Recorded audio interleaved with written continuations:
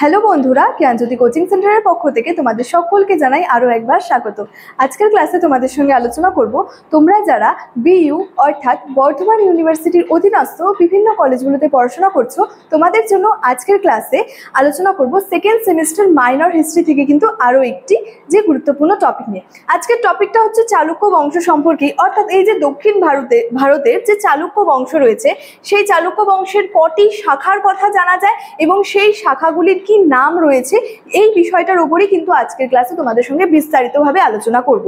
ঠিক আছে, আজকের ক্লাসটি শুরু করার আগে তোমাদেরকে একটা ছোট্ট ইনফরমেশন দিয়ে রাখি।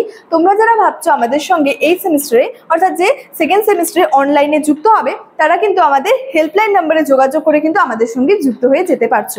আমাদের হেল্পলাইন নাম্বার দুটো রয়েছে, একটা হলো যে 7076398606 এবং আরেকটা হলো 6295916282। তোমাদের সেকেন্ড সেমিস্টারের যে কোর্স ফিটা রাখা হয়েছে সেটা কিন্তু শুধুমাত্র 599 রুপিস। এই 599 রুপিসের বিনিময়ে তোমরা কিন্তু তোমাদের সেমিস্টারের যে যাবতীয় নোটসপত্র রয়েছে এবং সাজেশনসগুলো কিন্তু তোমরা পেয়ে যাচ্ছ। তো তোমরা কিন্তু আমাদের হেল্পলাইন নাম্বারে যোগাযোগ করে আমাদের সঙ্গে কিন্তু যুক্ত হয়ে যেতে পারো। তাহলে দেরি না করে আজকে আমি আলোচনার বিষয় শুরু করছি। প্রথমেই বলেছিলাম টপিকটা হচ্ছে চালুক্য বংশের কয়টি শাখার কথা জানা যায় এবং সেই শাখাগুলির নাম কি রয়েছে। এর আগের ক্লাসেও কিন্তু তোমাদের এই চালুক্য বংশ সম্পর্কে বা চালুক্য কারা এই বিষয়টার উপরই কিন্তু আলোচনা করেছি। তোমরা যারা সেই আগের ক্লাসটি দেখোনি, সেই আগের ক্লাসটি কিন্তু দেখে নিয়ে আজকের ক্লাসটি দেখবে, তাহলে কিন্তু তোমাদের কনসেপ্টটা কিন্তু একেবারে ক্লিয়ার হয়ে যাবে। ঠিক আছে, এছাড়াও যেটা মূল বিষয় আমি ফিরে আসছি যে দক্ষিণ ভারতের চালুক্য বংশের মূলত আমরা 4টি শাখার কথা জানতে পারি। তাহলে কটি শাখার কথা জানতে পারছি? মূল আমরা 4টি শাখার কথা কিন্তু জানতে পারছি।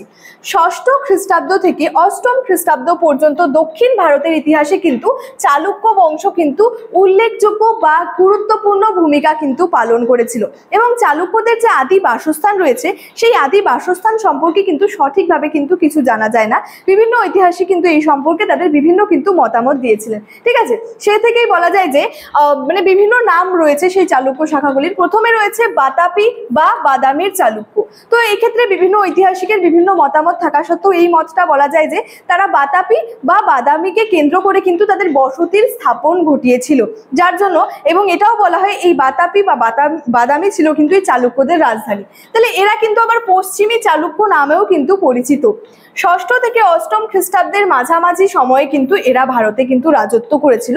এই বিষয়টা সম্পর্কে আমরা জানতে পারছি। এছাড়াও কি বেঙ্গির চালুক্য, তাহলে এরা পূর্ব চালুক্য নামেও কিন্তু পরিচিত ছিল।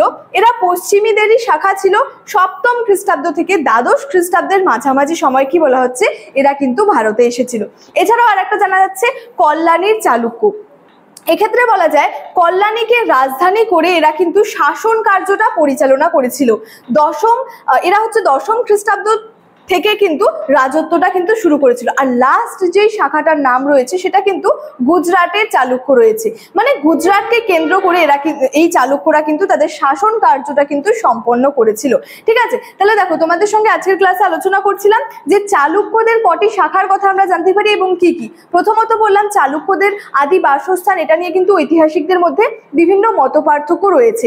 তো বিভিন্ন ঐতিহাসিকের মতপার্থক্য থাকা সত্ত্বেও এটা বলা যায় যে তারা বাতাপি বা বাদামিকে কেন্দ্র করে তাদের কিন্তু বসতির বিস্তার ঘটিয়েছিল এবং এই বাতাপি বা বাদামি ছিল কিন্তু তাদের রাজধানী এবং রাজধানীর নাম অনুসারেই বলা যায় যে তারা কিন্তু বাতাপি বা বাদামির চালুক্য নামেও কিন্তু পরিচিত।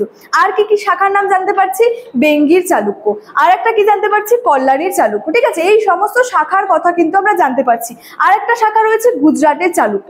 এছাড়াও বলা যায় যে পরবর্তীতে এই যে তারা যখন বসতির বিস্তার ঘটিয়েছিল তার পরবর্তীতে কি হয়, চালুক্যরা যারা ছিল তারা কিন্তু দুটি শাখায় বিভক্ত হয়েছিল এবং সেই শাখাগুলির নাম ছিল একটা বেঙ্গির চালুক্য এবং একটা হচ্ছে যে কল্যাণীর চালুক্য। ঠিক আছে, তো এই যে তোমাদের সঙ্গে আলোচনা করছিলাম যে চালুক্য কারা, যে চালুক্য বংশের কটি শাখার কথা জানা যায় এবং কি কি। ঠিক আছে, তো সেই সমস্ত বিষয় নিয়ে আজকের ক্লাসে কিন্তু আলোচনা করলাম।